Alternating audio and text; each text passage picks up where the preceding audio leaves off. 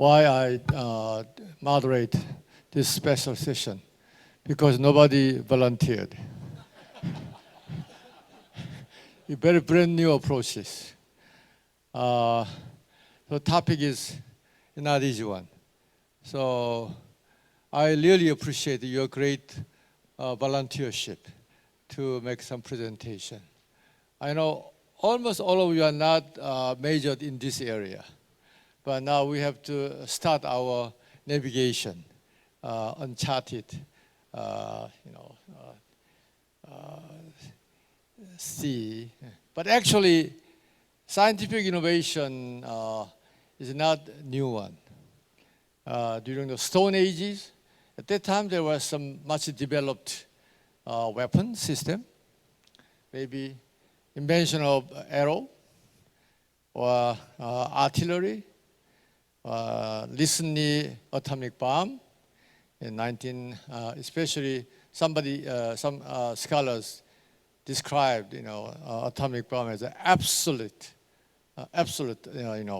weapon. And even 1957 launching of Sputnik became a great shock to the United States. So why this time is different? Maybe somebody will argue, but this time's scientific innovation has its own unique characteristic features in terms of its speed and scope. So, its impact is very sporadic and widespread in every corner of the world. When I served in the UN as a Korean ambassador, so at that time we had a very hot debate. The impact of then financial crisis. The major consequence was collapse of middle class, because as a result of the financial crisis, the vulnerable are hit the hardest. So on top of that, what's worse, the scientific innovation and scientific or technological breakthrough resulted in the same result, that is shrinking or collapse of middle class. So it has a really huge impact, in every corner of the our global village and society. But today, I want to narrow down the impact of the scope in geopolitical risk issues. But I'm still open. It's up to you. Whatever scope or whatever topic you may choose on the impact of scientific innovation. So before I make some, I invite my first distinguished guest.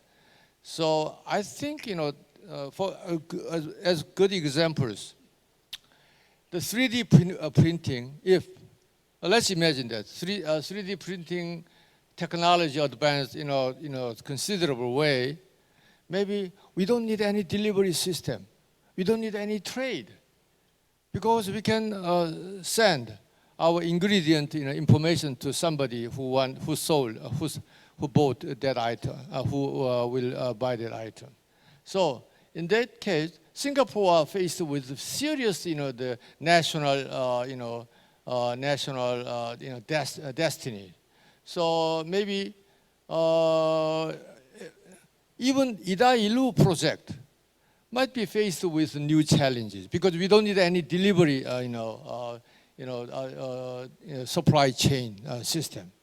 So, and even in Korean Peninsula, as we discussed, Dr. Hong a couple of days ago and this morning, the sophisticated drone system, which could patrol whole, all around of the mountain area of North Korea, 24 hours. Usually North Korea is capitalized on some murky timing where satellite cannot cover it. But 24 hours operation, the special drone system could provide perfect movement of tail system. Maybe they might have, North Korea might be faced with serious challenges for their launching ICBM rocket system. Because the drone could activate 24 hours. So that is very very small the examples. So maybe today we may have some chance to watch scientific fiction drama or movies. So maybe I expect your great imaginary and your special ideas on this really important topic. But the reason why I insert this topic for this session is that we should start such new studies or new shedding a light on this untrodden aspect. Okay, without further ado, I'd like to invite Professor William Bill TOBEY. Maybe why, somebody asking why the US scholars should speak first. It's very simple. They flied much longer than any other participants. Okay, I will just give one word to introduce Bill. He served on National Security Council step under 3 presidents. So especially he served as a Deputy Administrator for Defense Nuclear Non-Proliferation at National Nuclear Security Administration for a long time. And also he himself participated in international negotiation ranging from START, talk with Soviet Union, to the 6-party talk with North Korea. So, and maybe you might have some too many first knowledge. Okay, let's welcome Bill TOBEY. Okay.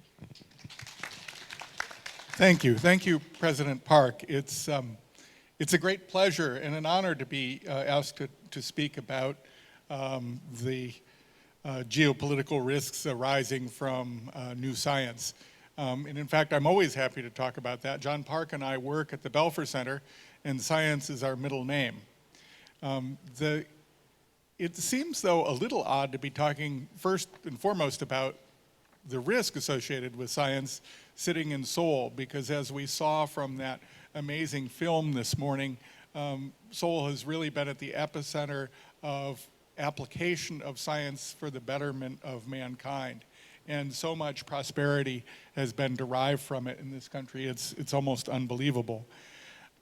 I thought first, when confronted with the topic, about thinking about examples of new and potentially dangerous technologies, and we can all sort of get our imaginations going in ways that would scare us desperately.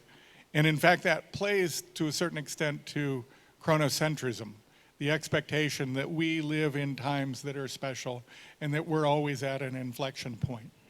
But I participate in something called the Applied History Project at the Belfer Center, and we try and learn the lessons from those who came before us. And I was struck by, in trying to read about how people have confronted these problems, a pair of lecture series that were offered in 1951 and 1952 by Bertrand Russell and James Conant, the premier analysts of the impact of science and society and modern science and modern man in their time. They were confronted with an amazing problem. There was a new and terrifying nuclear age before them. It was immediately in the aftermath of 2 world wars that had killed upwards of 85 million people, much of it through technological innovation. And they really felt like they needed to work out a new relationship between science and society. I don't know that we're even at that point today. Russell said, broadly speaking, we are in the middle of a race between human skill as to means and human folly as to ends. And his counterpart Conant said, during the last decade and a little more, the attitude of citizens towards science and scientists has undergone a profound change, and he did not mean a change for the better. He continued, I do not like the atomic age or any of its consequences. To learn to adjust to these consequences with charity and sanity is the chief spiritual problem of our time. Now, mind you, Conant, a former president of Harvard University, was a man who helped develop chemical weapons during World War I and was one of the management leaders of the Manhattan Project during World War II. So what are the similarities and differences between the time of Russell and Conant and today? First, I'll deal briefly with the similarities. One, an overwhelming feeling of velocity. President Park, you referred to it, that the change seems to be coming at us so quickly. Well, I actually would argue that while perhaps the actual velocity may be faster than it was before, the perception of it was pretty grim in the past. So the neutron was discovered in 1932, and yet it was only 13 years later before the first detonation of a uranium-based weapon. Just to put that in perspective and for symmetry, Facebook went online in 2003, and in 2016, social media, according to the Mueller report, were used to influence a US election. So it was 13 years in both cases. Second, I would argue that the risks are similar. For Russell, the primary risks posed by science were increasing the likelihood and consequences of war. So war was his first concern. And second, advancing tyranny, that technology could be used to enforce control over other human beings.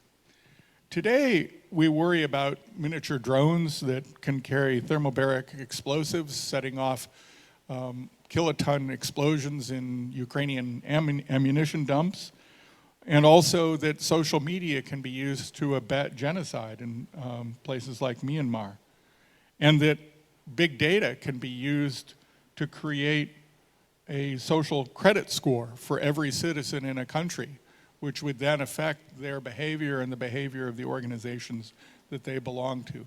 Certainly, if you're worried about tyranny, that would be a concern. I would say that the third similarity is a lack of a clear consensus about a response. Russell and Conant, separately, spoke because there was no clear path forward. They were trying to advance their own ideas about this. Some of the ideas fell by the wayside pretty quickly. World government didn't really catch on. And similarly, the international control of atomic energy proved to be infeasible. What about the differences? I would cite two. First, we've had 6 decades of experience since the dawn of the atomic age, and we've managed to deal with an existential threat reasonably well, not perfectly, not without danger, but we've done so reasonably well, and we should apply that knowledge to the new technologies. The second difference is more ominous in my view, and it's a retreat from institution building. The people who faced the problems in the immediate aftermath of World War II built a response that included creation of the United Nations Charter, the Universal Declaration of Human Rights, the International Atomic Energy Agency, the World Food Program, to name just a few, to limit the risks and advance the benefits associated with science and technology. Today, unfortunately, we see a retreat from all such institution building and cooperation. It's impossible to plumb the depth of the risks associated with technology in 7 minutes, but I recommend that we face the problem with the application of historical analysis. The printing press changed the world at least as much as the internet, and perhaps more.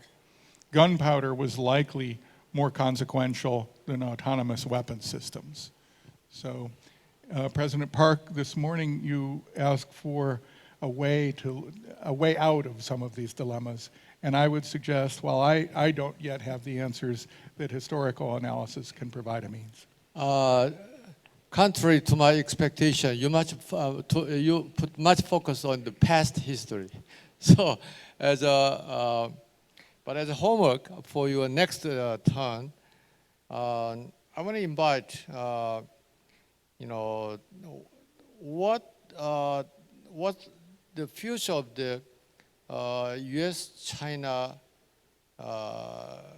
technology and scientific rivalry. Especially the Kai-Fu Lee argued that there are 4 major AI systems which maybe usually scientific innovation is culminating with AI. So in 5 years, in most of the 4 pillar of the AI, China will catch up with, or in some area, a little ahead of the United States. So such kind of U.S.-China rivalry, especially in the area of the AI, what kind of impact they will have, especially in light of your past analysis. Okay, no, you don't have to reply right now. During your next round. Okay. Next speaker will be John Park. He's an Asia security analyst at Harvard Kennedy School. He served as a director for Korea project and adjunct lectures in public policy. I thought he thought he's a young academic leader in Harvard, but I don't. He mentioned he's not so young. He looks young. So maybe you will speak on your own interpretation on these issues. Okay. Now let's welcome John. Well, thank you, President Park, and my thanks to the Chey Institute for having me here today. So when I was advising Harvard undergraduates, one of my advisees had been missing class. And at Harvard, if you miss class for 2 weeks, your advisor gets an email, and it basically says, take your student out to lunch and try to figure out what's going on.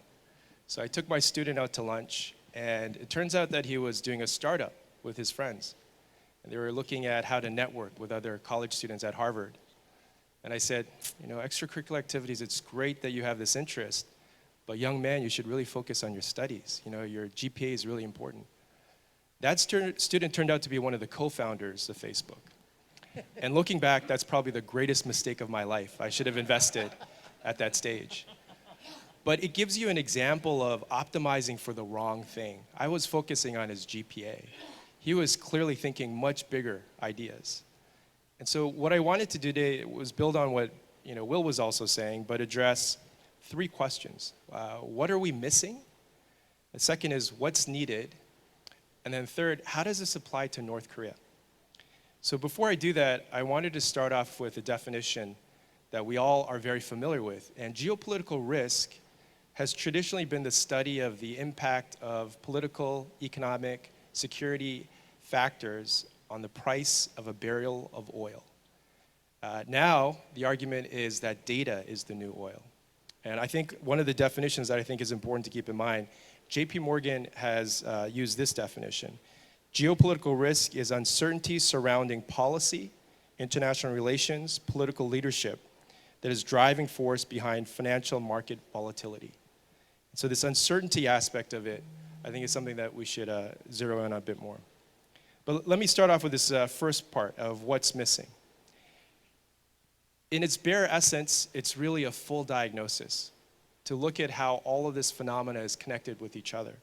So the three elements here, first is the context. Absolutely, we've had change before, and change is an ever-present component of the human condition, but the rate of change and the scale of change. And I'll go into a little more detail about that. The second element is bridges. Rather than seeing more connections between disciplines and among disciplines, we're actually watching more of a siloing effect. Psychologists posit that because of these rapid changes, the human instinct is to shy away from it. You do not want to expose yourself as not knowing something. And so you end up specializing even more in your respective field. Then a third element is that we're seeing very little new thinking. As these dramatic changes are happening, our thinking really isn't that much different. And so here, I think what we're seeing is the optimization of old frameworks. We're not really seeing the creation of new frameworks. So to put this into the broader picture here, in many respects, the third industrial revolution was about optimizing existing processes. Things got better, things got faster, you could produce more. It was a true innovation at that particular point in time. So if you think of Ford Motor Company and how the production line, you saw the advent of essentially the blue-collar worker culture. Henry Ford encouraged higher pay so that his workers could buy the Model T trucks.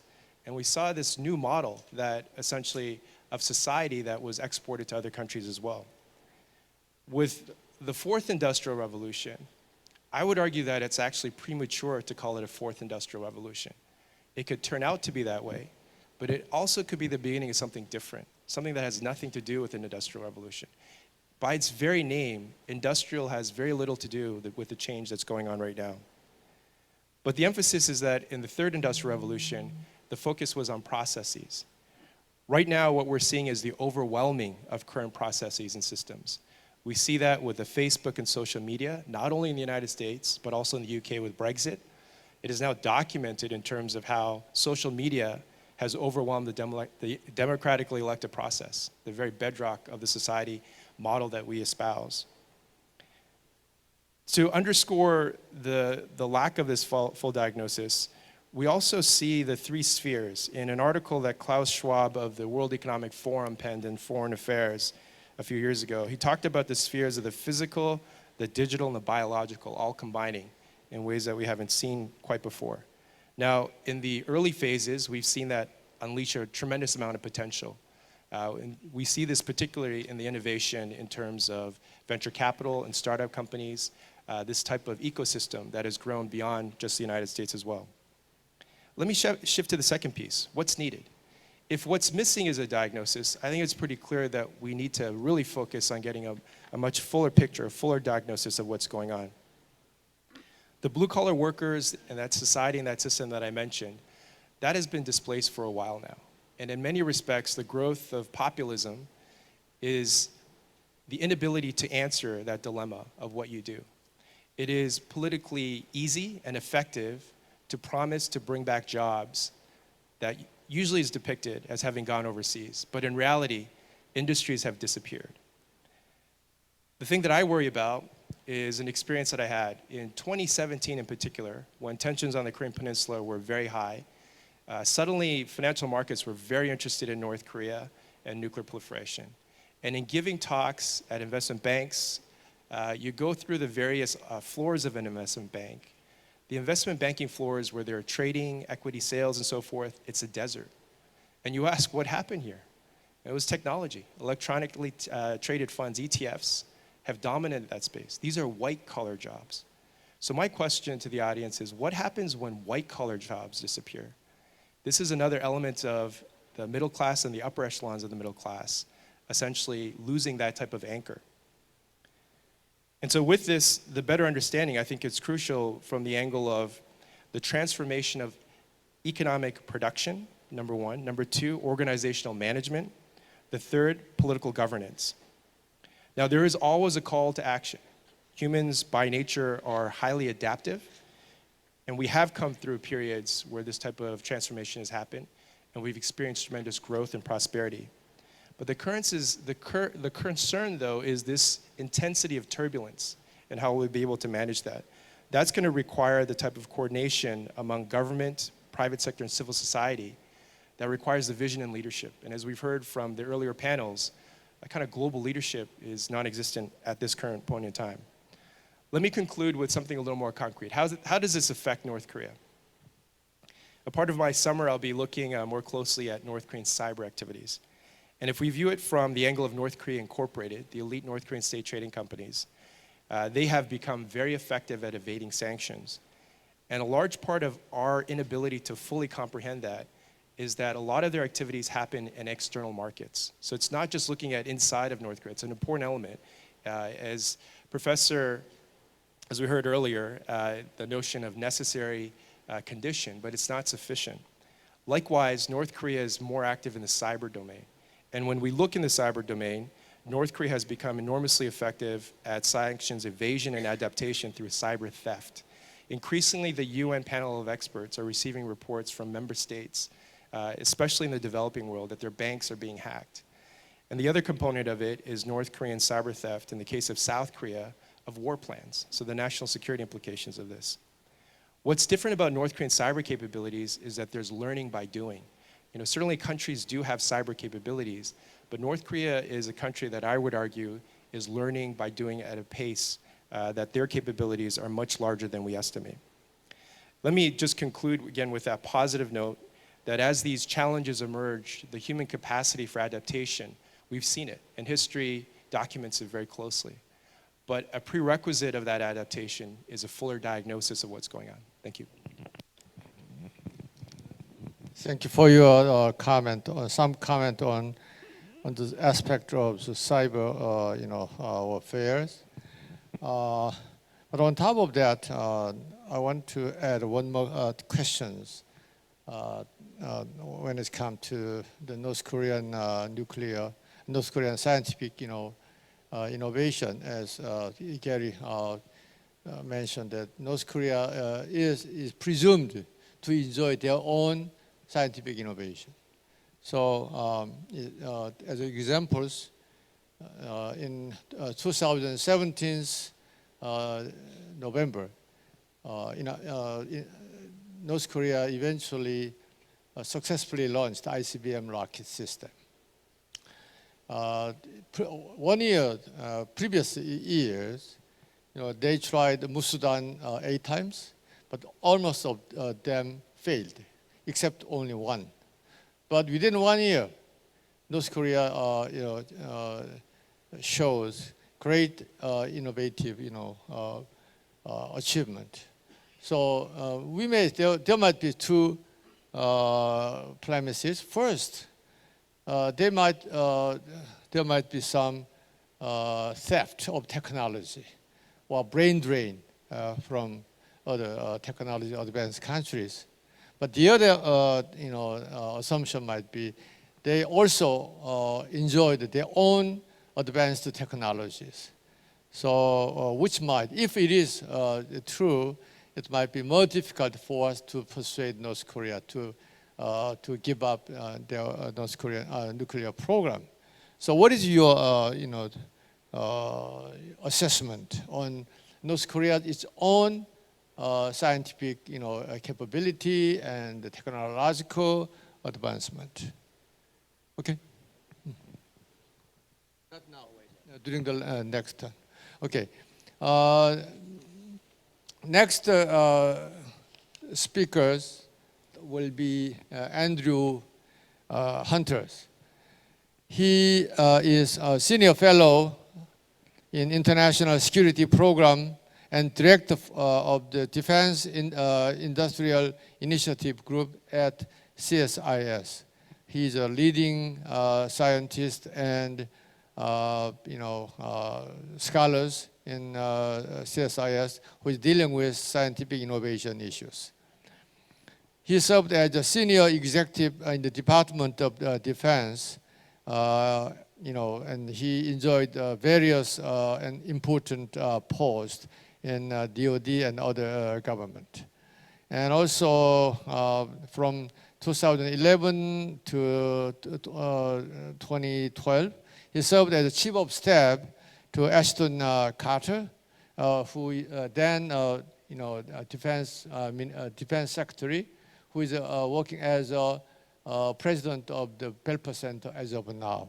So maybe he knows real link or nexus between scientific innovation and geopolitical risk. Okay, please. Thank you, Ambassador Park, and thank you very much for having me here today. I really look forward to, I've really enjoyed the discussion we've heard so far and look forward to the discussion of this panel. I wanted to start out by trying to give some examples of scientific innovations that I think have direct bearing on geopolitical risk. And there's probably an infinite list of technologies that we could talk about because I think they almost all have at least some bearing. But there are some that I think that stand out a little bit above the others. And I won't have time to talk about all of them because we have limited time. But I do think it's useful to give some concrete examples. So candidate technologies that I would put forward, examples of innovation that I think have big implications for geopolitical risk: artificial intelligence and machine learning, robotics, quantum computing and quantum sensing, nanotechnology, blockchain, additive manufacturing, Mr. Ambassador, which you referenced already, biotechnology and neuroscience, and advanced materials for things like semiconductors, which enable new technologies like 5G that seem to be poised to have big impacts on the world, on the economy, and certainly on geopolitical risk. I'm not going to go through all of those technologies. I'm going to talk a little bit about artificial intelligence as an example of a larger point that I want to make. And that point is, although these technologies are actually quite diverse, there's a number of them that fundamentally are software technologies. So Will made some discussion earlier about the nuclear age, the dawn of the nuclear age, and even going back before that to some of the other technologies that have changed geopolitics. And those technologies fundamentally were hardware technologies. So I agree with him that there are lessons to be drawn in history. One of my old bosses used to say, history may not repeat itself, but it does rhyme. And so there's always value in looking at that experience. But I think there's also significant differences. And to my mind, one of the significant differences in this round of scientific innovation as it affects geopolitical risk is that so many of the key technologies are software-based. And there's been some work done. We've done some work at CSIS looking at what does it mean if the key technologies that you're trying to acquire and use for, in my case, for national security purposes, for the studies that I work on, are software-based instead of hardware-based. And they do develop in a different fashion. There's different characteristics about developing software from developing a fighter jet or developing something that is fundamentally the science that you're working on is more based in hardware and material. What are those characteristics? Rapid change is definitely one. Software is much easier to change. It's much easier to change course, to add new capability in a very short period of time in software than it is in hardware. Hardware systems take years to develop. In Silicon Valley, there frequently talk about development sprints that last for maybe 2 weeks to add new functionality to a system. And sometimes that new functionality can be hugely impactful in how it affects people's lives. What you also see is a breaking down of distinctions between technologies. And so I won't, because I got my hands full, I won't reach into my pocket, but I have in my pocket my iPhone.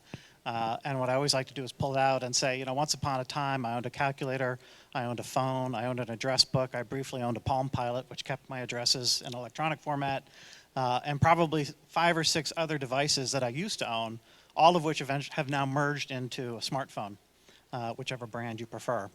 And so you see a lot of that kind of merging of approaches and capabilities in software-based systems compared to what we're used to with more material type things. Software has a low barrier to entry.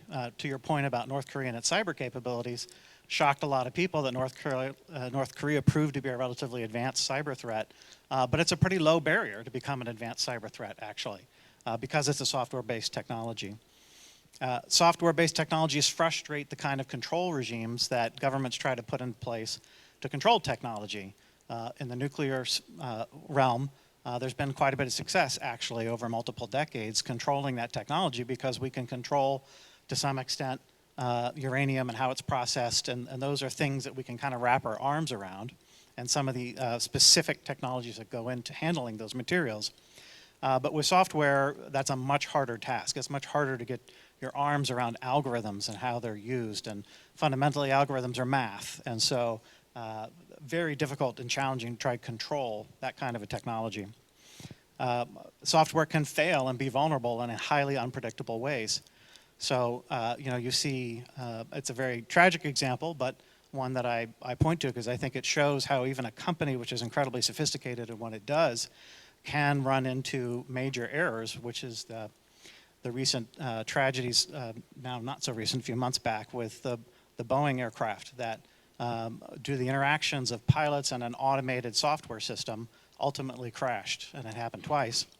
And those were completely unpredictable, at least in foresight, unpredictable events for how that software system and human pilots interacting with one another would lead to catastrophic results. There are many other examples of the ways in which software can fail suddenly in ways that we've never anticipated and are unlikely to anticipate in all cases ahead of time. And then another factor that is true about technology more generally today, and is certainly true in the software sector, is that private sector investment is very much in the lead and pushing these technologies forward. And so historically, in earlier eras, a lot of these most advanced technologies were driven fundamentally by government investment. Governments were in the lead. They could shape, they could guide the way the technology is going. That's not true with a lot of these technologies today. The bulk of the investment is coming from the private sector. I think that point can be oversold. There's still a lot of influence I think governments can have, but they are challenged. And there is going to be a lot of input into how these technologies develop and are used coming from non-government sources that are fundamentally challenging for governments to control. So of the examples that I cited, the technologies that I cited, it's artificial intelligence is definitely one that very much exhibits these characteristics. It is a software-based technology. It's based on algorithms. You see there's massive private sector investment. I saw recently there was a big machine learning conference, and they listed out who the contributors, where all the contributors worked that were going to the conference. And there was a lot of universities, and Google was listed 4 separate times because there are 4 separate Google divisions that sent people who were publishing papers at the conference, and I think something like half of all the papers were from Google alone. Just an example of how much of the research is being pushed by a private sector company. One point that I think is true of AI and true of these software-based technologies more generally is they really put a premium, interestingly enough, on human talent, because ultimately the success of your software technology comes down to the people who implement it within an organization, how it's utilized, because again, the algorithms themselves don't answer the problem. They're relatively easy to get your hands on, but the skill with which they're implemented is critical in the outcome. And there's a very limited talent pool of AI researchers. And then you see that AI exhibits very much this vulnerability that I referenced that's true of software more generally. AI systems tend to be very lack transparency. We don't know exactly how they work, why they work, what they're doing. They can't explain themselves or tell us what they've done. And again, they're very failure prone and easy to spoof. And we really lack a fundamental understanding of how to verify and validate performance of things like artificial intelligence systems. Since we don't understand how they work, and because they change over time, our standard means of doing tests for highly complex systems and how they're going to operate across an envelope of possible operations may not even be valid way of assessing these technologies, because when an algorithm changes between when you do one test and you do the next test, you may not be able to track back and assume that your previous tests are valid anymore for that system. So what are the implications of this kind of technology for geopolitical risk? I like the definitions. John hopefully gave some definitions on that.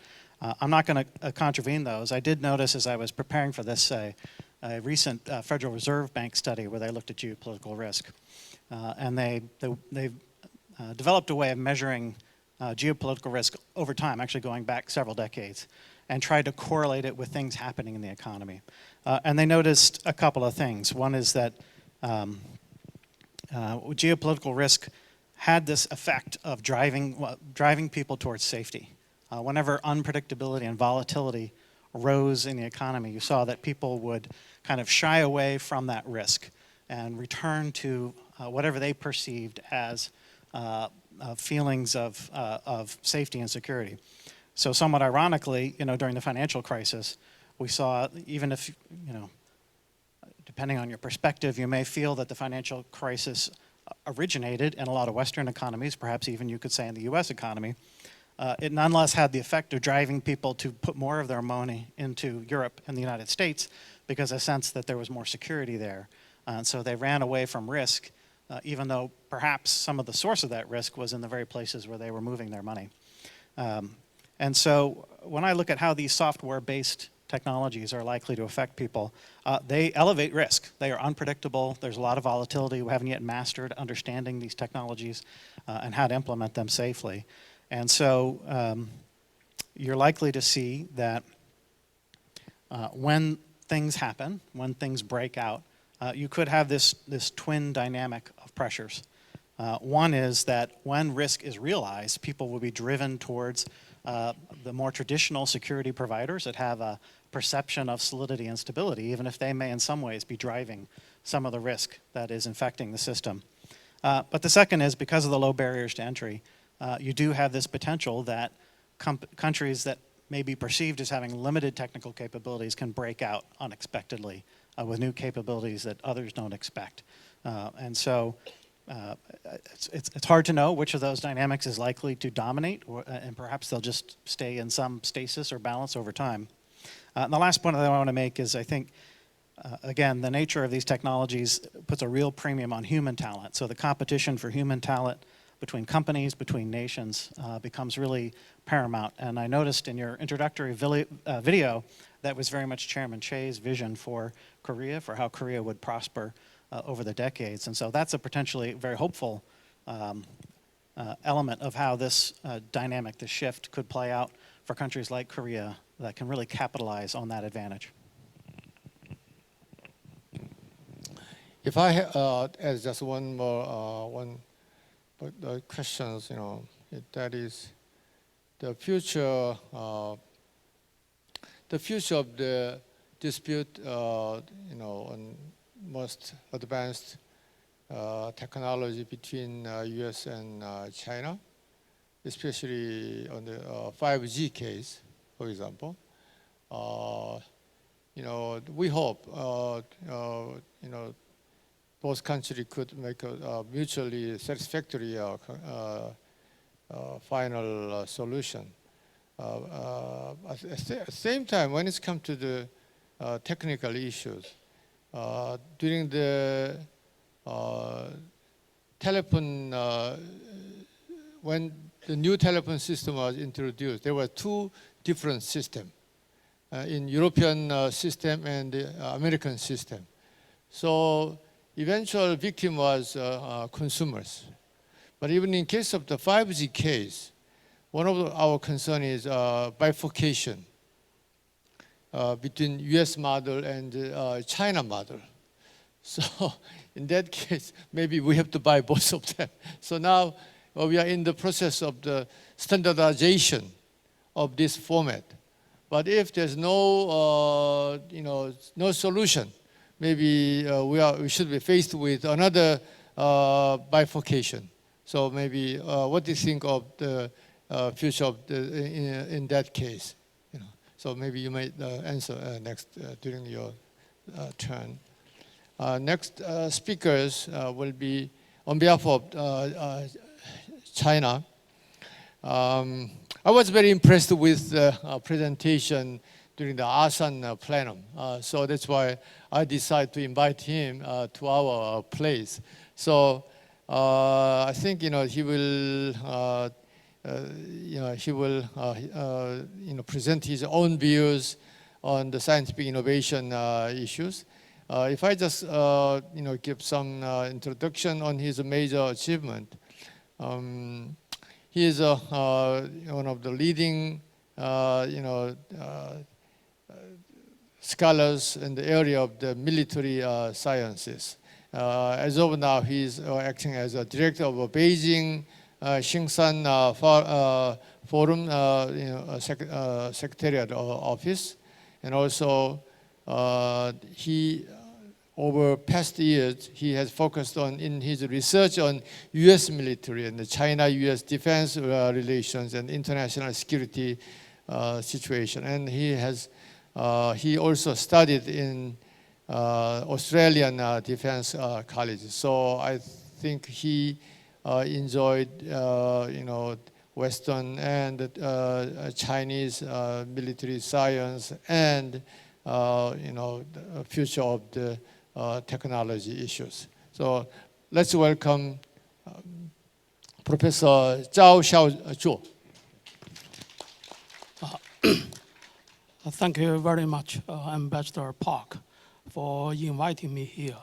And it's a great pleasure for me to hear different and valuable opinions from the Americans, from the Korean experts, and from my colleagues from China. And this morning, we talked about the China-US relations. And in this session, the previous speakers talked a lot about the science innovation and the technology innovation. So I will look at China-US relations from the technological innovation or technological competition. In my opinion, there are two kinds of competition. One is benign competition, and another is a malign competition. For example, there is a race between you and me. If I want to be the winner, I just run faster than you. I think that is a benign competition. And in another case, if I want to be the winner, I try to make some troubles for you and make some hurdles for you to slow your pace. I think that is a blind competition. So before US changed its strategy towards China, I think beginning from the end of 2011 with the National Security Report as the landmark. I think between China and the US, generally, it is a benign competition. Although China lags behind, far behind the United States, we can say, in fact, there was no competition, mainly about cooperation. But just recently, I think the US has turned its policy, technological policy towards China from cooperation to competition. So that is a big change. So that is a zero-sum game that makes China-US relations increasingly more complicated. China and the US began its cooperation from in 1979, just a little time, less than one month after the normalization of China-US diplomatic relations. There was an agreement between Chinese government and the US government, which is the technological cooperation agreement. Based on the agreement,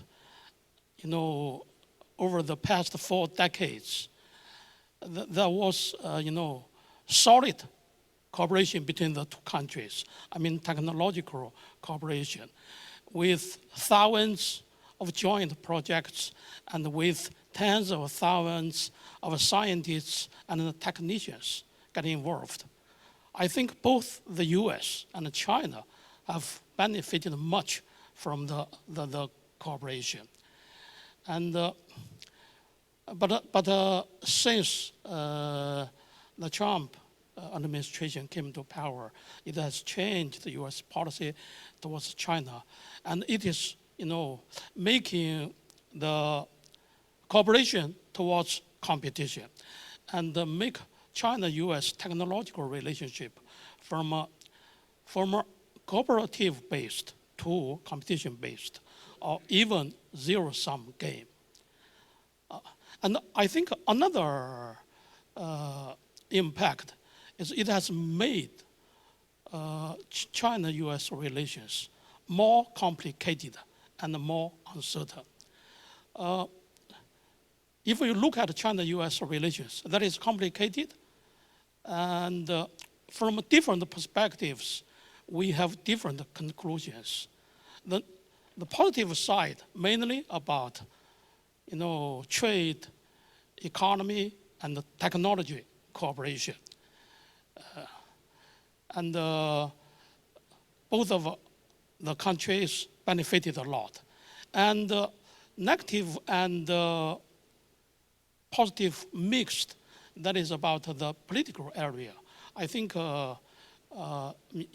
China has different systems, ideologies with the United States, and also the two countries at different stages of development, so they have the problems. But also they have much cooperation in global issues, the climate change, and also the nuclear non-proliferation, and maintenance of peace and stability in this region. A lot of room for cooperation. And the main problem comes from security.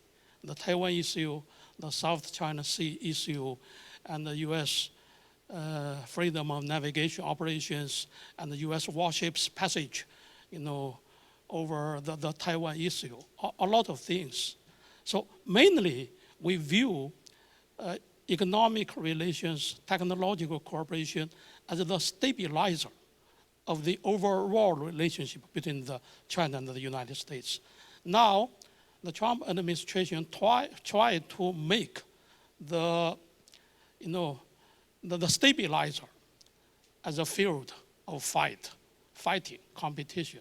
So I think it makes China-US relations more uncertain and more difficult and more complicated. And another impact, I think, is about the technological decoupling or delinking between China and the US. The US has banned the American companies to provide services and products to Huawei company. And also it has banned Huawei products to come to the United States market. So gradually, if it develops further, I think gradually, probably we have to face two technological systems in telecommunications. One is the Apple system or the Google system, probably, and another is the Huawei system. And a lot of people, you should prepare two phones. One is the Huawei phone, smartphone, another is the Apple phone. So I think that it will make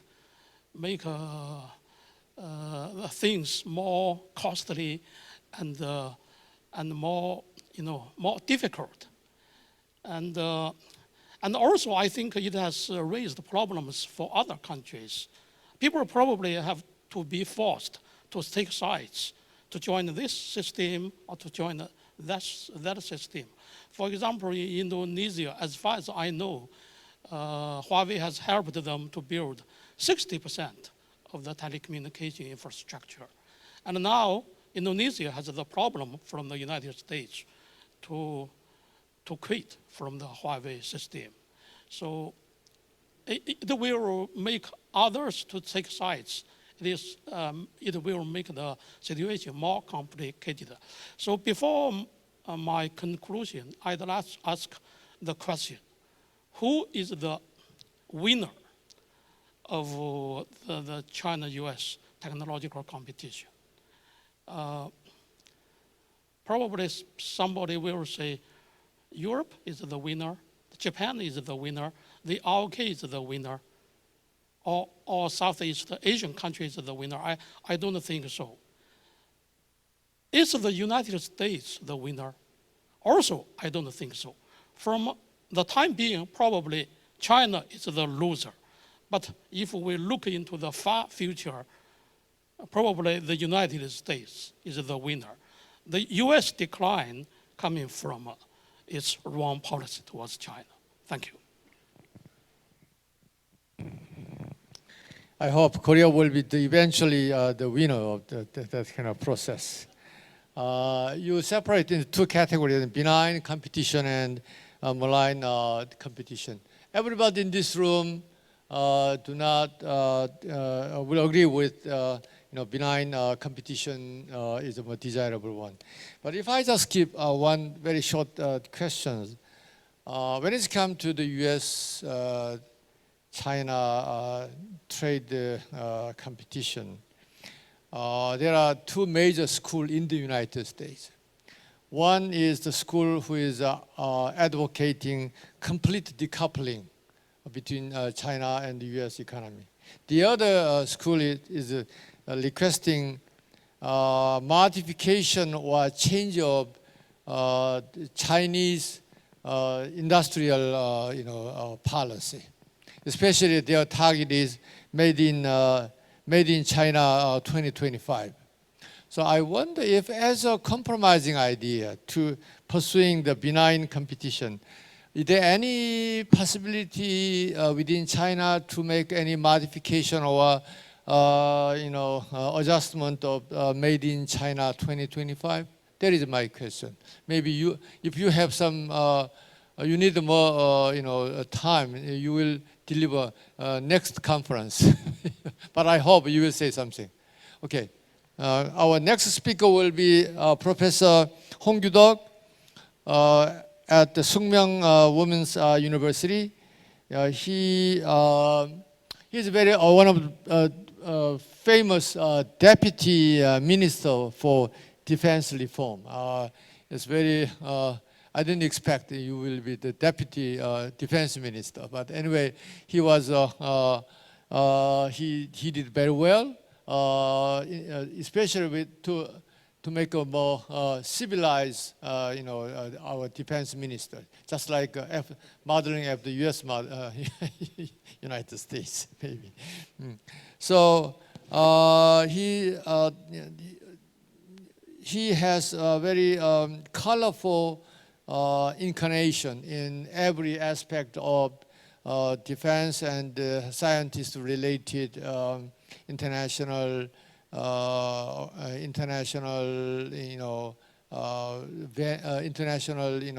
get-togethers and conference. So maybe he made very long pages of presentation papers. I'm sorry, because I could only 7 minutes to you. Thank you. All right. Thank you, Mr. Ambassador. I will be very brief.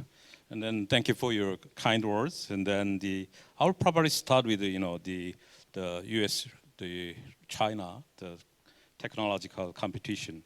There is, the most popular common way of looking at the nexus between the technological innovation and national security, probably around seems whether China can catch up the United States.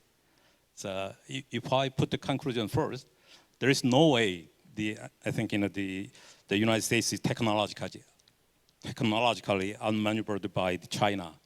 So having said that, there are those countries who do not need to catch up the United States. For example, the Pakistan, Iran, or the North Korea, they will be influencing already the kind of the geostrategic picture of the region.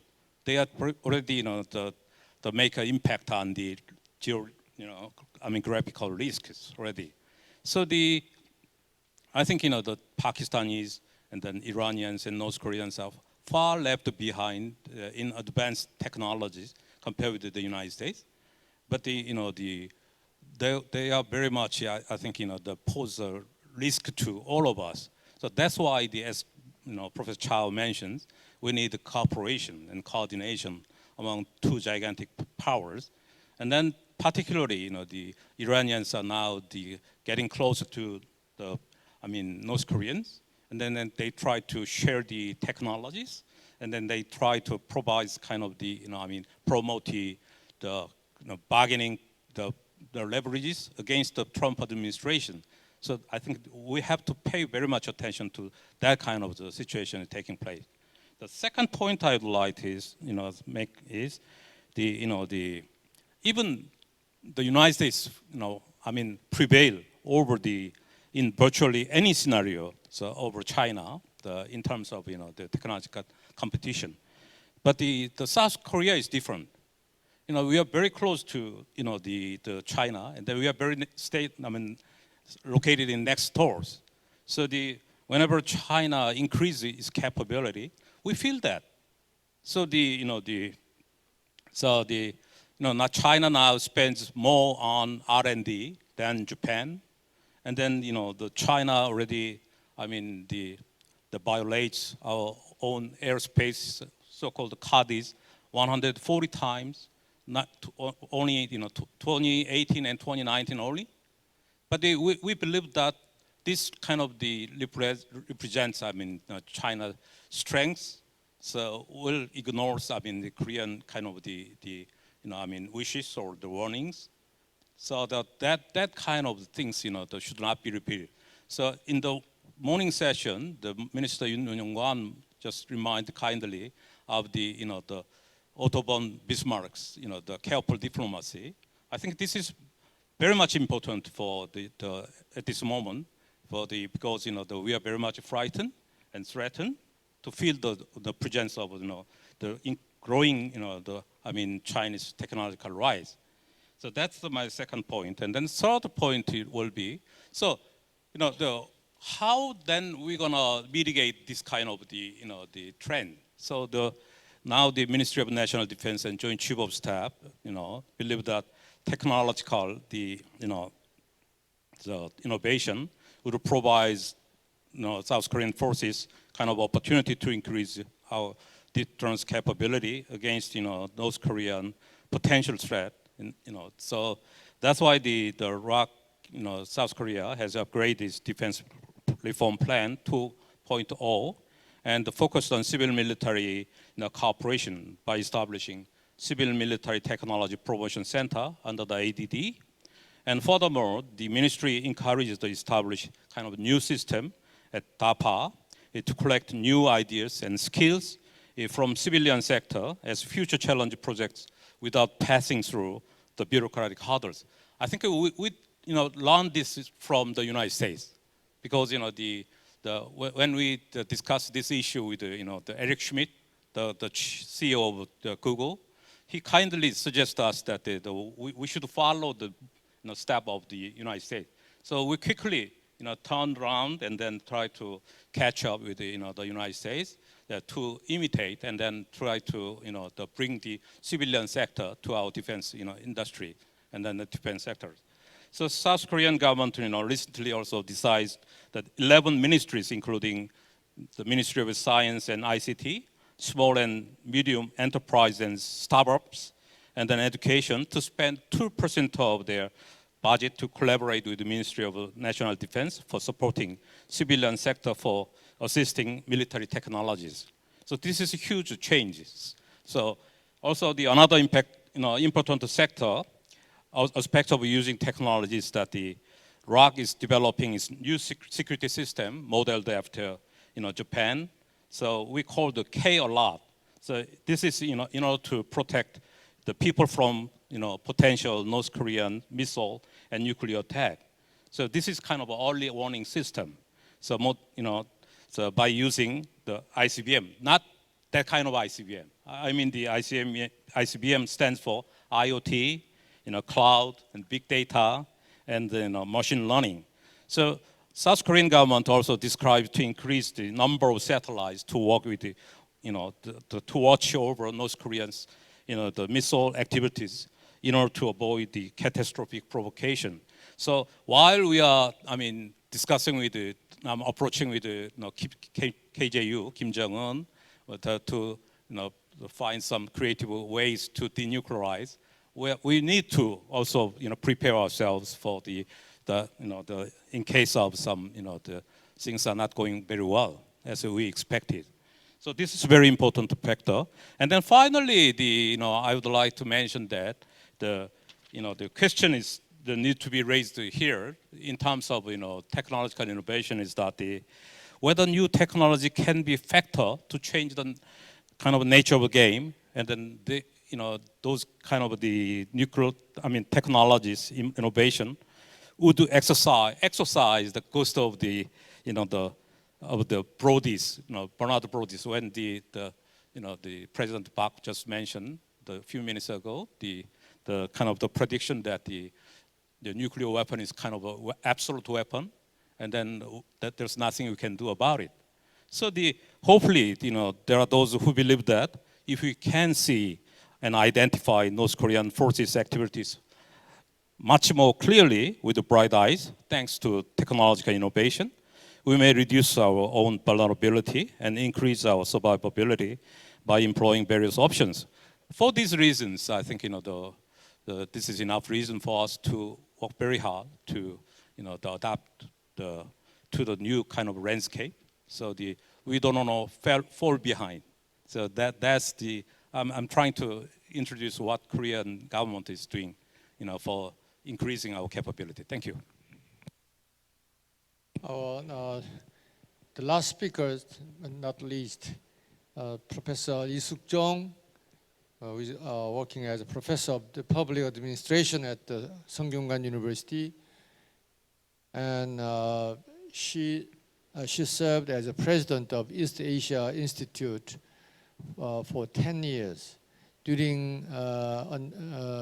Under her leadership as a president of East Asia Institute, the East Asia Institute,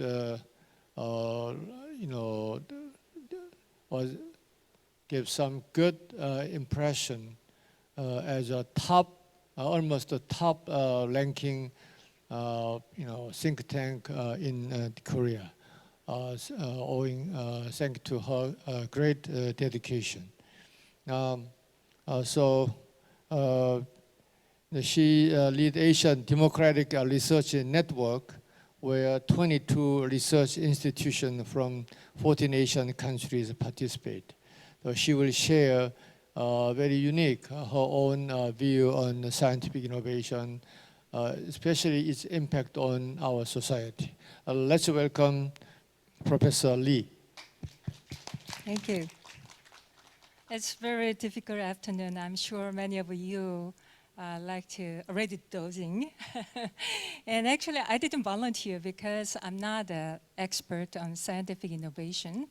However, after President Park In-kook summoned me, of course, I'm obliged to, because I got supported from the Korea Foundation for Advanced Studies to complete my doctoral degree in Harvard University. So with these two special affiliation, of course, I have to come here.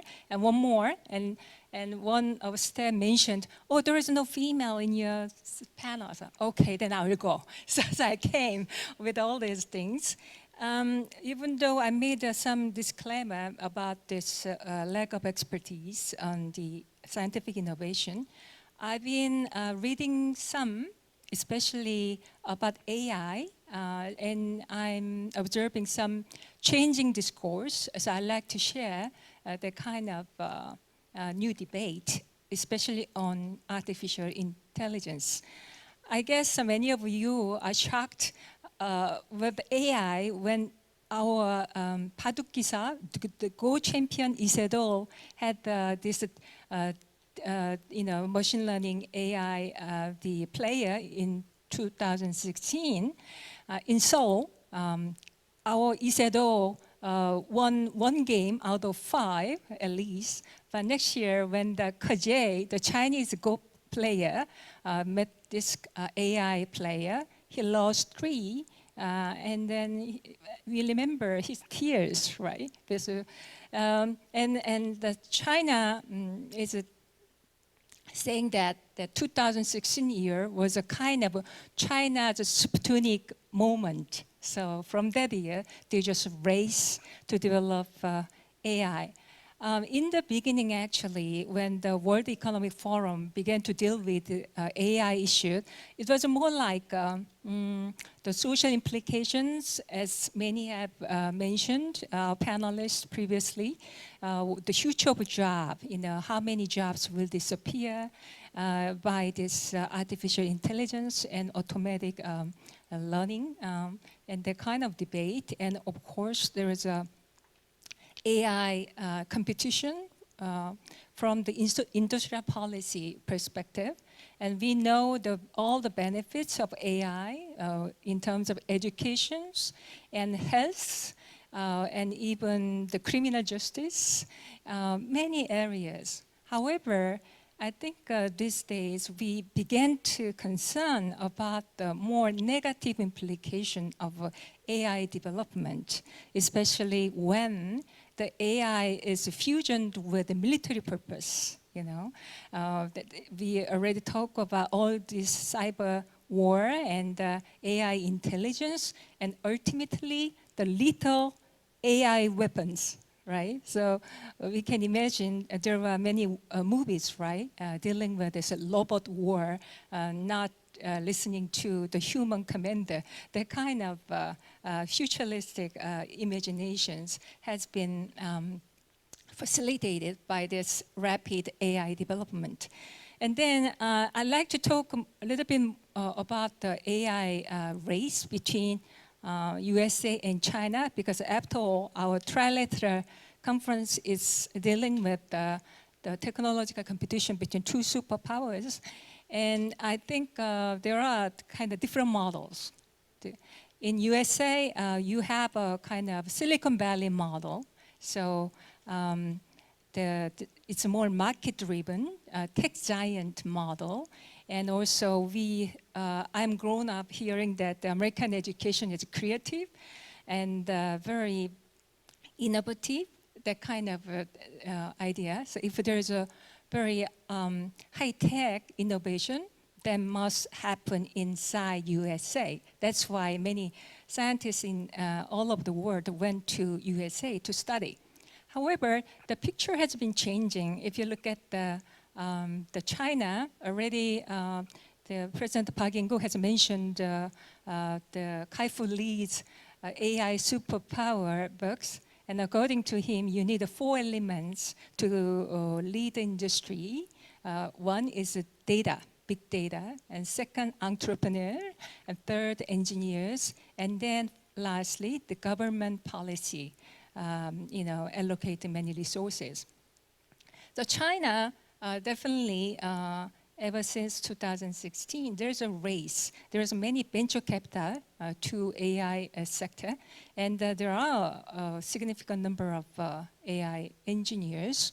And also government is bowing to develop China as a hub of the global leader in AI by investing 150 billion.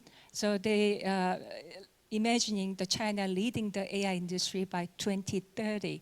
And first of all, in terms of big data, China has an advantage. How many populations? 1.4 billion. So 1 out of 5, the people on Earth are Chinese. So they have a big data. And of course, there's a controversy about the data. Some Americans claim that in terms of data openness, America is much better, and China is very low because they don't release the public data in particular. However, if you look at the individual human data, Chinese are not that much concerned about the individual privacy over convenience. So in terms of perceptive AI, I think China has better advantages. According to some projection, actually, when there is the GDP increase, actually China will be benefited most, almost twice than USA. So we'll see, because it's beyond our imagination. All right, then I like to mention there is a new discourse about the warning, the AI safety and AI the alignment. And naturally, who will be the first one? Of course, scientists. So in 2017, AI scientists and engineers come up with 23 principles to make AI development to be beneficial to humankind. So it's Asiloma is a name of a beach in Pacific Grove in California. So if you visit their website, you can see the 23 lists. But I think, for example, from their list, like banning the lethal AI weapons, I think it can be very imaginable in some future when AGI, artificial general intelligence, or some people say super intelligence, became very much developed. I think, I'm sure United Nations General Assembly will like to come in to ban, as we have banned the nuclear weapons proliferations. But who knows, some scientists are arguing, if you want to reach the AGI, the machine who can think and who can judge and who can respond like humans, will take 100 years. So don't worry too much, you know. But some scientists are arguing that maybe that kind of future are not that long. Maybe in several decades, we may face such a the AGI level. All right, so that's the scientific community's response. And also, interestingly, there is international organizations, IGO, International Government Organizations response to regulate AI. Last year in the UN, David Kaya, the special rapporteur on AI, produced a report talking about approaching AI from the human right perspective. So right to express, right to have opinions. So he is recommending international organizations like UN and also tech companies and the NGOs to work on preparing the guideline to AI. And also Human Rights Council also issued a report about this digital technology and also AI in particular. So they are talking about the right to access and right to carry data, and especially right to be forgotten. So actually using this principle of right to be forgotten, people from Spain got win the litigation over Google. And also, if you go to European Union, Europe is a normative power. So they are the EU is the first regional organization who come up with the regulatory measures. And AI is also dealt under the GDPR. GDPR is general the data protection regulations. So GDPR is protecting the personal data of subjects reside in Europe. So even Google or all tech companies work, owned by American big capital, they have to observe GDPR regulations. So you may think, well, the Europe is not a big country, and with the only how many 500 million populations. However, our discourse about AI is mainly about developing who's going to win. However, if people are conscious about privacy and human rights issues and norms, if they don't use it, the AI cannot be influential.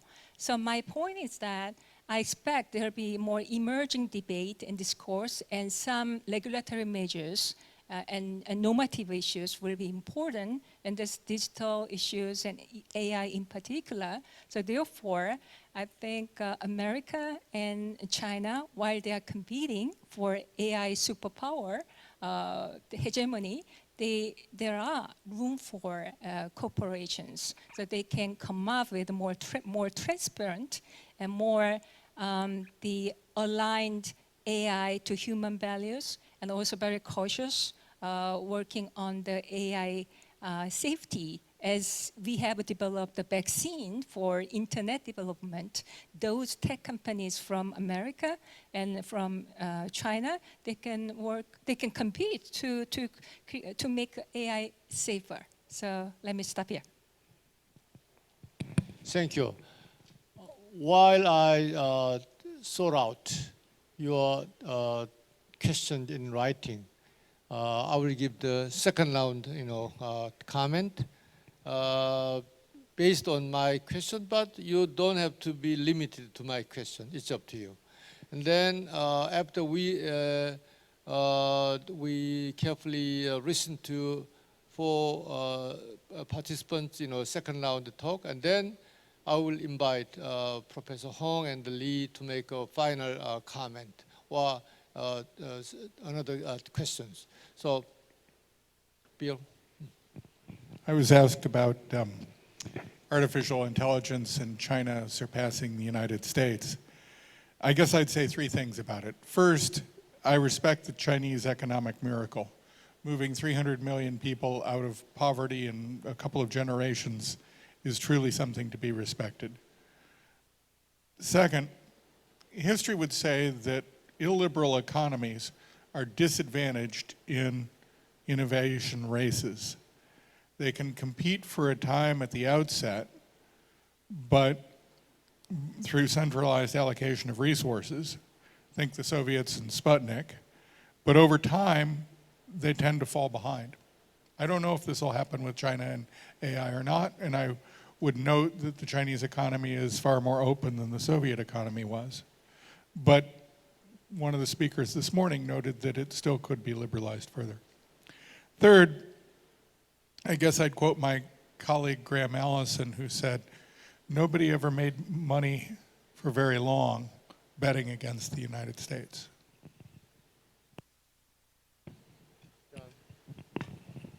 Thank you. So in response to your question, in 2017, when the North Koreans bounced back from successive failures with their missile tests and to successes, President Park, you asked, was that because, number one, potentially because of theft of technology, or number two, development of their own technology?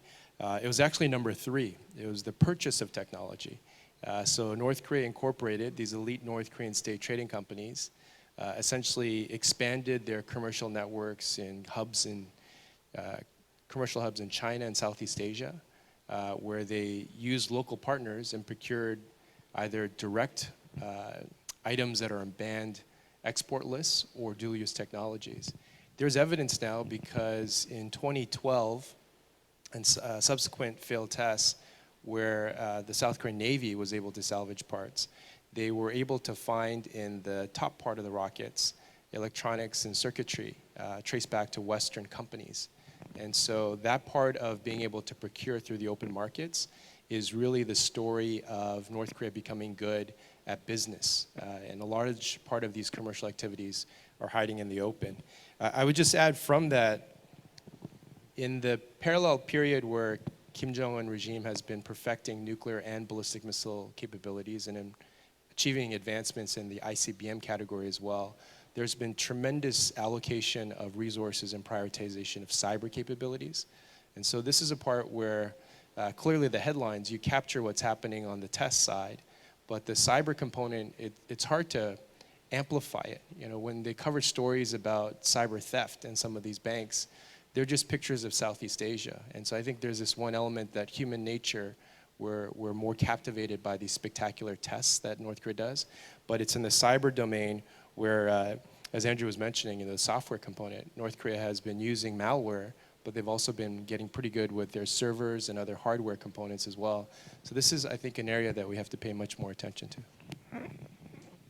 You mentioned third categories purchasing, but the subsequent question is just purchasing a category or purchasing plus reverse engineering capabilities, which might have some more serious impact. So anecdotally, what we hear is more of the purchasing, because that's the more cost-effective way to essentially incorporate this kind of technology for the next level of development. And we don't really hear much about reverse engineering. Just in many cases, I think it's the optionality of where you would allocate those resources. And I think at this stage, I think it's a hypothesis, but given the resources that they have, it looks like they're prioritizing cyber. Thank you. Your question to me was about bifurcation in the global supply chain for some of these scientific innovations, these technologies that I mentioned. And several speakers have referenced the measures taken against Huawei, and I do think that raises at least the potential of for a bifurcation in the market. Certainly in the case of Huawei, potentially for 5G. I don't know that it'll actually go that far. I'm cognizant Dr. Cooper talked about the evidence to date of the US-China trade wars and his belief not that there is actually a bifurcation of the market happening, but there is a natural evolution of various parts of the supply chain as Chinese wages rise. That is leading to some change, but it's not evidence of a complete bifurcation. From my own experience, where I focus quite a bit on defense technologies, I would say that it's at least evident in some areas of defense technology that it is possible to create a unique supply chain for certain sensitive systems. We see that relatively commonly in defense, particularly for highly classified systems where certainly in the US, where the approach has been that the supplies for those kinds of systems have to be almost entirely built in the United States.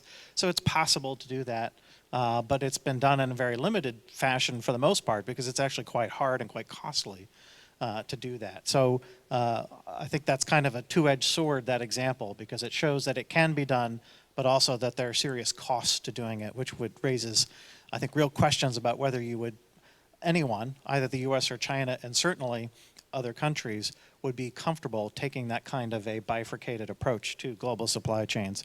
And I absolutely agree with the comments that Evan Feigenbaum made, that this is not a two-player game. This is a multiplayer game. And ultimately, neither the US or China alone is likely to determine the outcome of the supply chain. It is a global supply chain, and the real determinant is likely to be made by countries other than the US and China as to whether they're willing to accept bifurcated supply chains. They have the option to pick one, pick the other, which would probably cripple either one trying to operate on its own. Or, as was mentioned, there could be a third option, an Indian supply chain or some other approach that would be possible. So I think I'll stop there. Yes, I'm trying to answer the questions to me. Just now, Ambassador Park talked about two schools in the US. One is about the delinking school, try to delink China's trade and economy from the US. I think that will not be possible. Just because China is a country with such a huge population. We know in 1972 why President Nixon visited Beijing when China was in confrontation with the United States at that time. Just because Nixon knows that is a country with 700 million population. We cannot neglect such a country. And now China is a country has a population of 1.4 billion. It has doubled. So any decision makers or any businessman will not neglect such a huge market or population. And secondly, about the US try to change China's behavior and China's industrial policy. I think it's difficult to change China's behavior, but in terms of the industrial policy, I think it is negotiable. I have a positive example. In 1980s, at that time, China just opened its door to the outside world. At that time, Chinese have little sense about the intellectual property protection. And after so many years, the Chinese has strong sense of the intellectual property protection. So I think it has a cost of development, or it will take time for China to develop. The more you are advanced, the more you are concerned about your intellectual property to be protected. So I think that is a natural process. And also China and the US are contacting with each other for the trade negotiations. I think that is a process of bargaining, and that is a process of trying to change each other's policy to an agreement and both sides can accept. And in terms of the plan made in China 25, I tell you the truth, only a small part of Chinese knows about the plan. And many Chinese know the plan because it is talked a lot in the United States, in other countries, in the outside world. Gradually, the Chinese knows more about this plan. China is a country with a powerful government. The central government, the provincial government, and the county government, and even the village government. And each government, they have plenty of plans. And each department, they have plenty of plans. And it is difficult to count how many plans China have. So I'm not sure if how many changes for the plan made in China 2025. What I know, China will continue to make plans and try to make progress by making plans and implementing various plans. Thank you. Thank you, Professor Zhao. Yes, you are right. Even in our case, we had too many 5 years economic plan, but I don't know. I don't remember how many times we did have such the long period economic development plan. But that is just symbol. Symbol of how dramatically China is initiate and drive such very high tech industry oriented process. So I hope you could make a really benign compromise. Okay. So now I'd like to invite the two Korean professors. Thank you. I'll quickly make one more point on the serious democratic challenge, because the reason the South Korean military is focusing on the technological innovation is we are facing serious democratic challenge. What democratic challenge means that we are losing the population, so young population. So the Korean military expects that we cannot fill the vacuum, and then from the next year, from 2020, so we'll probably have the baby born year, the 290,000, which used to be we enjoy 100 million, but now we are just having 290,000. So that is the biggest challenge for us. So we have to develop our technological capacity to replace the manpower. So we used to station from the left western area to eastern part of the DMZ hand by hand. I mean but we no longer do that practice any longer. So that's why we have to change the system, and then we have to develop our own technological innovation in various ways. Thank you. To this controversy over 5G and the Fahe issue, I was observing the European countries' response to these issues, and the countries are also divided. However, there is no country from European continent to take side of USA. I think we need some evidence how the FIA can use their technology for the kind of a security espionage and that kind of thing. I know there was a kind of a CIA report on this issue, but I haven't read it, so I don't know how far that kind of things are happening using the technology. So I think Trump administration is pushing too much. But at the same time, I'd like to remind you that China has to earn more international credibility from the outside world. For example, Chinese government is using AI, the facial recognition technology, to control and oppress the Uyghur minority in Xinjiang province. That kind of news is creating a bad images of how the Chinese government is controlling and using this kind of technology to oppress human rights. So if China can take a more, more positive approach, to dealing with minorities, then I can defend the Chinese position more strongly to American friends. Let me stop. I have 6 questions, but given the time constraint and on the issue of our, as a discretive power of the moderators, I just select 2 because some other issues are the security or geopolitical risk issues. So the first question is addressed to Professor Zhao.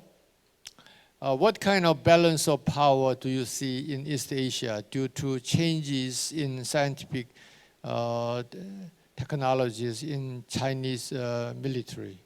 So that is one question. The second question is addressed to all of you. What about is there any possibility of having some international treaty on the regulation of AI, particularly for military use of AI? It's a very interesting question. Okay. Anybody?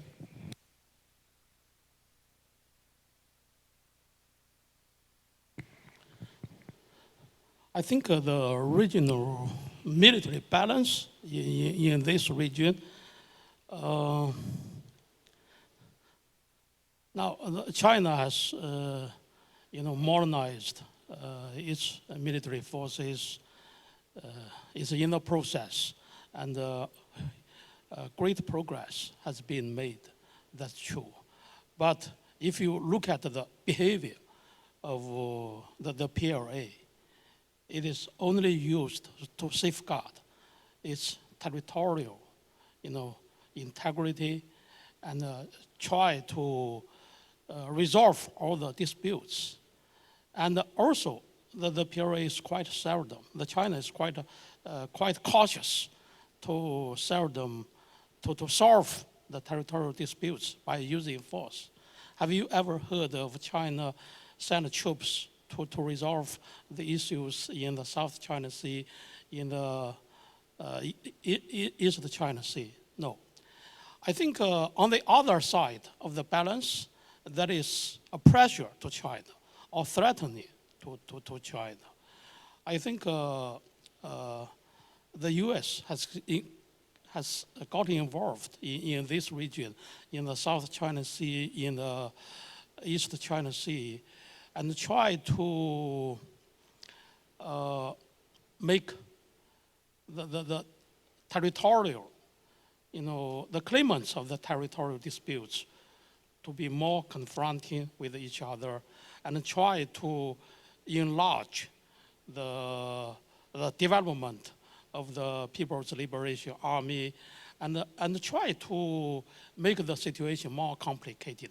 I think that is the problem we should raise and we should try to resolve.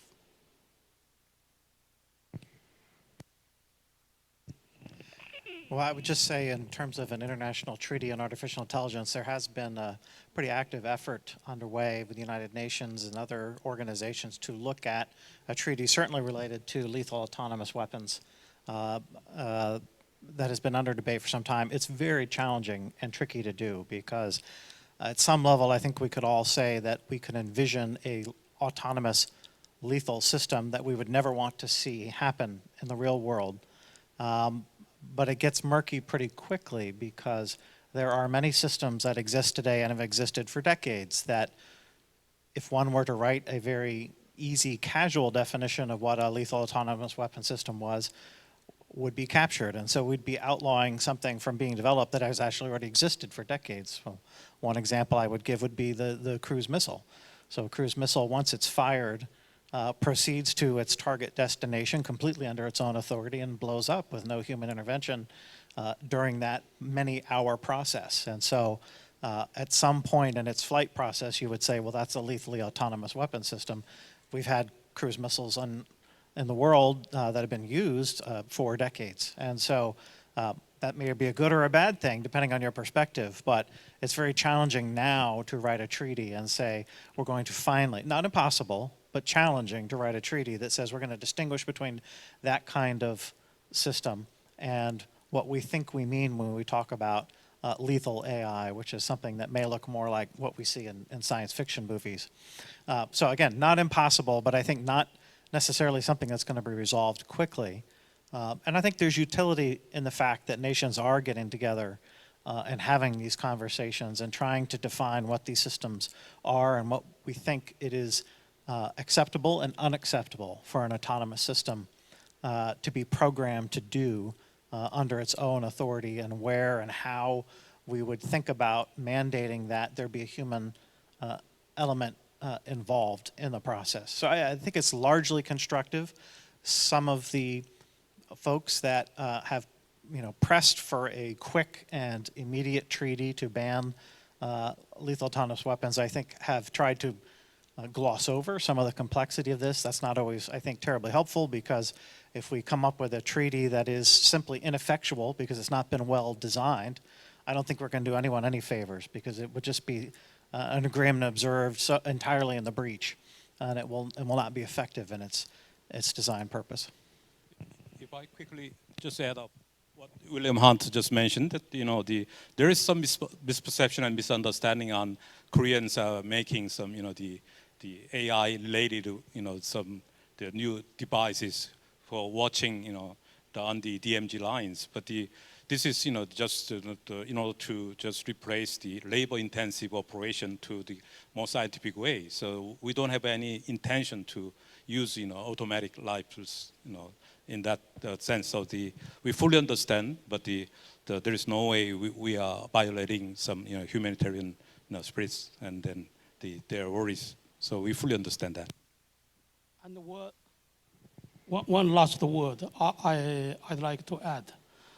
Just now, Professor Lee, the lady, talked about the facial recognition technology being used in Xinjiang.